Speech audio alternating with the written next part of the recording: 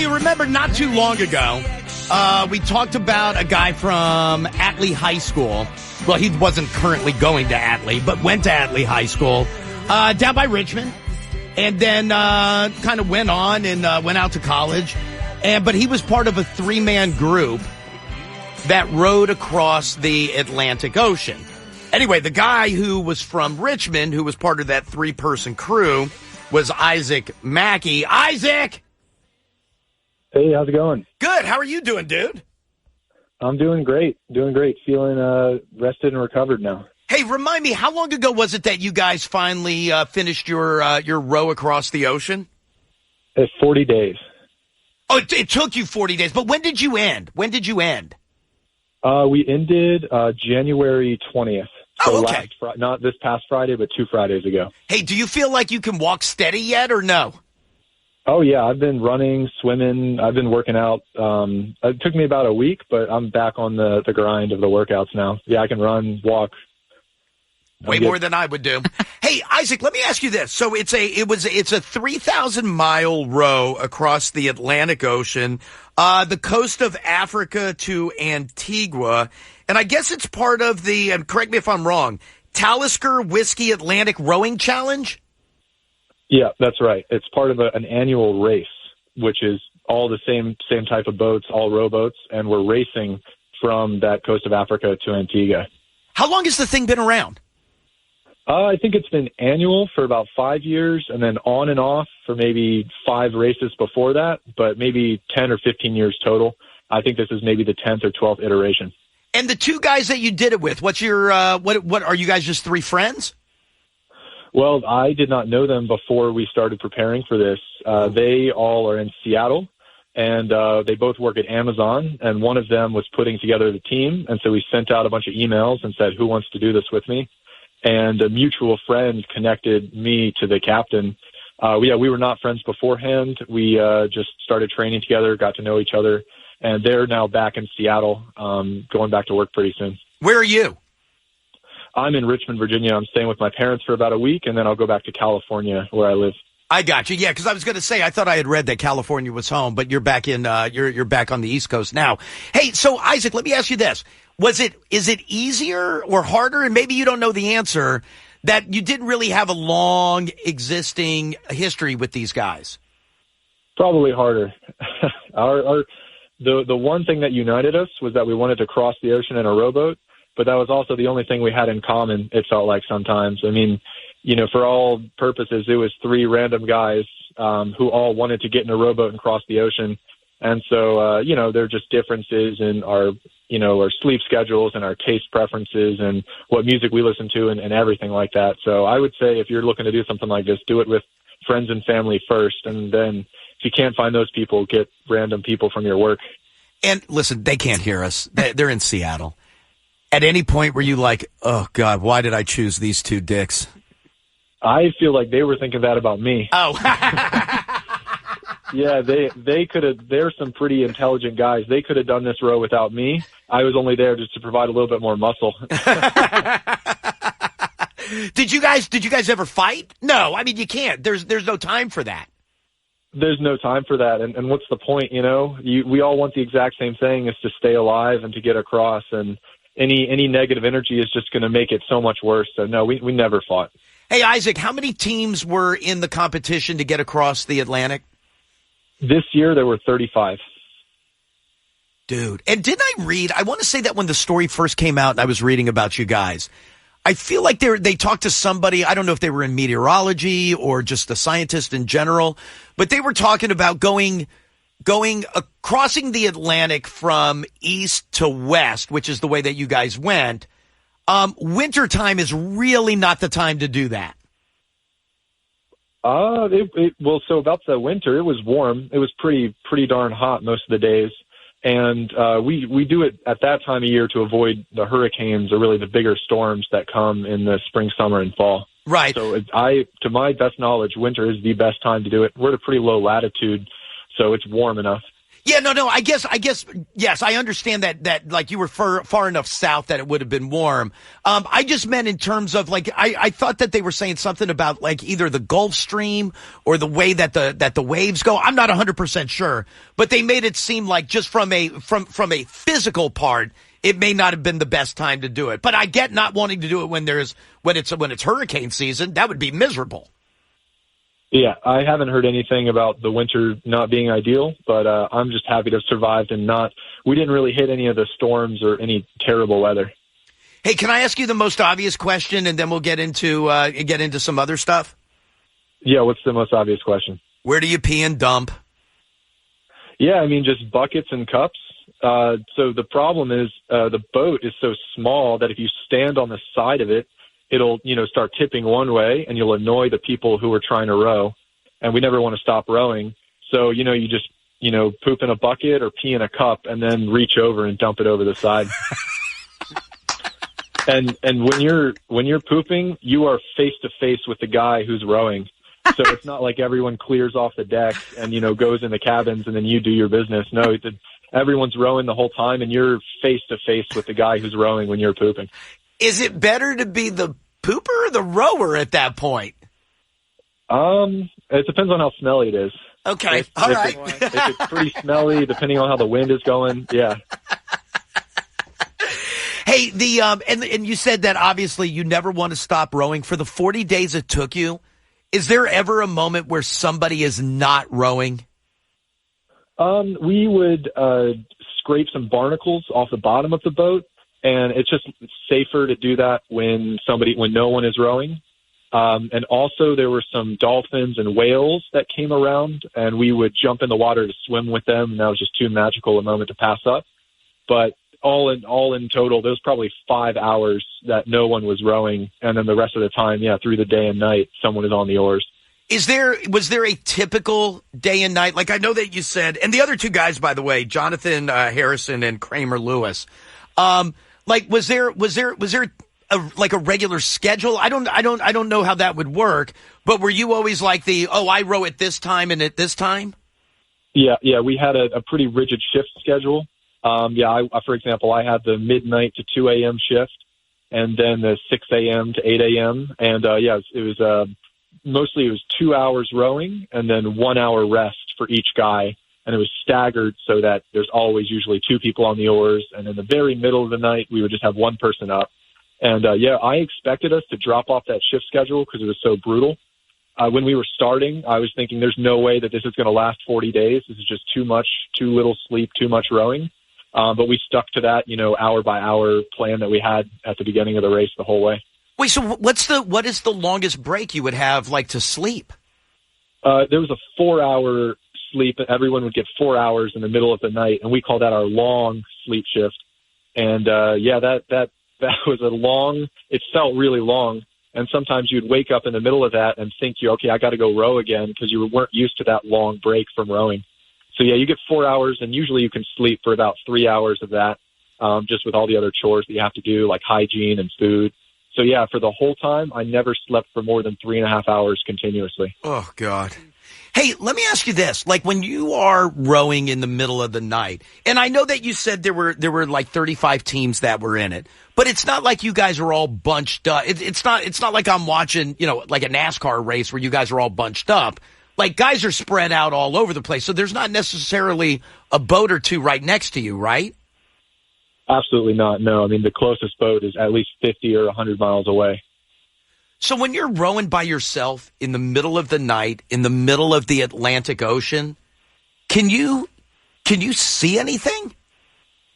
Well, if the moon's up, you can see the moonlight shimmering on the water for maybe 10, 15 miles out.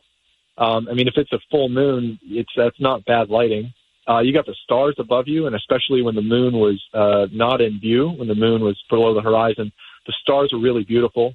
And other than that, not too much. It's just you, and we had a navigation light that would illuminate like 20 feet around us. So you kind of have your little bubble of light, and then maybe some moonlight illuminating the waves in the distance, and then the stars above you.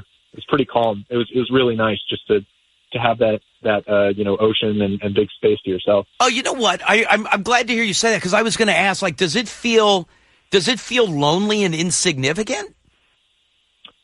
No. See, the thing is, we were doing this. It was a part of a race. And so anytime that I thought you would have to sort of have that transcendental feeling of being out in nature, instead you're just focused on, let me make the boat go faster. Let me make the boat go faster. Which that's just what we chose to do. We were approaching it like a race, and that was just at the top of your mind at all times, just make the boat go faster. And, maybe if I had another crossing, I'd slow down a little bit and look at the clouds, look at the stars. But our mindset was just get to the finish line as fast as we can, and probably sacrifice a little bit of, that sort of beauty and natural transcendence that you might get if you were out there, not part of a race. Hey, did you encounter any storms? Like, was it ever, like, I've always said, I would love to see what it's like. Now, I've always said I want to do it on an aircraft carrier, Isaac, not in a little rickety rowboat face to face with some guy grumping. But I've always said I want to know what it's like to be literally in the middle of the ocean. Like, is it real wavy? Is it flat? Are there storms? Like, what's going on? Yeah, I mean, there were some storms definitely that we were near. We would try to route around it as best as possible, and overall we had pretty mild weather. But that doesn't mean there weren't waves, and there were nights, days and nights, but the nights in the more memorable part where there were 7 or 10 foot waves, and they're hitting your boat every 10 or 15 seconds, and that's not too comfortable. I wouldn't recommend being in a small boat out in the middle of the ocean unless you had something really important to do, like a race. I think it'd be great to have the same view, which you could get from a cruise ship or maybe a big yacht, to see those waves, but to not have to be an existential threat to you. Right. Yeah, no, that makes sense. Hey, go back to where you were talking about, like, you guys would jump in the water and swim with dolphins and swim with whales. I'm also obsessed with whales. Like, how close were you, like, when you would just jump in the water, how close were you to the whales? Oh, 10 feet. 10 feet. It was really special time. We were playing some reggae music, and I think that rhythm of the reggae music really got the whales excited and curious about our boat. And so a big pod of them came just one by one, streaming right under us, right next to us. And yeah, we instantly got in the water with the swim goggles on, and I got to watch the whales swim underwater, which is really special. We've seen whales before, but to see them from underwater and to just see how elegant they are and how fast they moved with hardly any motion was really special. Hey, what was the worst day on the water? The worst day, I mean, the time where we had the bigger waves, because your adrenaline and your stress is just turned up as far as it can go. For you have 2 hours where you're rowing, and then you have an hour off, and 2 hours where you're rowing, and that just you spend the entire 2 hours just staring at the waves and just kind of praying, I hope that this one doesn't flip my boat, and that's just pretty stressful. Yeah, I wouldn't go back to that. What was the best day? The best day was just all of the cool nights. The sun was so hot during the day that when it would set, 7 p.m., 8 p.m. and the sun sets, and you just get maybe a cool breeze coming through. And if the waves are calm enough, then it's just you and your buddy. And we'd have a solo shift kind of in the middle of the night, and that just cool night breeze. And it's just you doing your thing, crossing the Atlantic Ocean in a rowboat. Really Yep, just doing my thing. Hey, what place did you guys did pretty well. Yeah, we finished 12th out of 35 teams. And some of the boats that beat us were 4-man boats, and there was a 5-man boat. So to finish, relatively well, even with only 3 men, was pretty nice. Why did you guys choose 3 and they chose 5? It's hard to get people to come row across the ocean. Oh, believe it or not. We tried to get more people, and we had more people training with us. We would take out, when we were training in Seattle, we had 4-man boats, 5-man boats sometimes. And at the end of the day, it was only the 3 of us who were kind of ready and prepared and willing to take this on. So we would have loved to have raced with 4, but there's just not that many people who, can make it to that level. When you got to land, what'd you do? The first thing I did is I did some push-ups. I crawled from the I thought that's what I read, because I remember thinking, you're an idiot. Yeah. I hate this stereotype or mentality of, you get off the boat and your body is destroyed and, you've lost all this weight and, your hands don't work and everything. And I just wanted to show everyone at that crowd and maybe just the community in general, don't get off the boat and be weak. You want to get off the boat and be ready for a whole nother crossing or be ready for whatever other workout that you want to do next. So, yeah, I did that. And then I hugged my mom because I had said for a while I just felt sorry for her that she had to worry the whole time and that, one of her only sons was out in the middle of the ocean with no rescue, no help nearby. So I hugged my mom and, said sorry for this adventure.